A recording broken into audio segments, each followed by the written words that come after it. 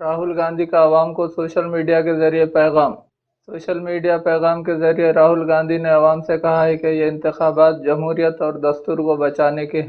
एक तरफ बीजेपी और आरएसएस जमहूरियत और दस्तूर को ख़त्म कर रहे हैं और दूसरी तरफ कांग्रेस पार्टी और इंडिया अलायंस जमहूरियत और दस्तूर को बचाएगी। कांग्रेस पार्टी ने एक मैनिफेस्टो तैयार किया है जिसमें 5 गारंटियों के बेरोजगार नौजवान, खवातीन, किसान, मजदूर के लिए मैनिफेस्टो है जो देश को बदलने का मैनिफेस्टो है।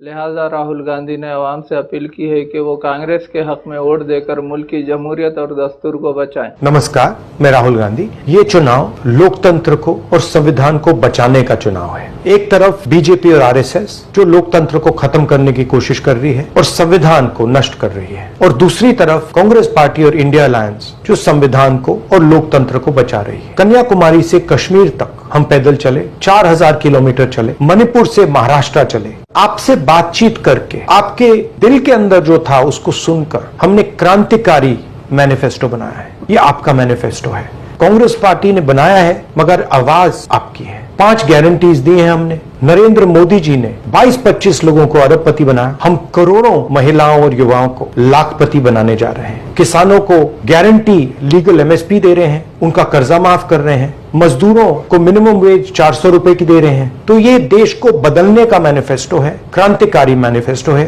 कांग्रेस पार्टी का समर्थन कीजिए, संविधान को बचाइए, हाथ के बटन को दबाइए।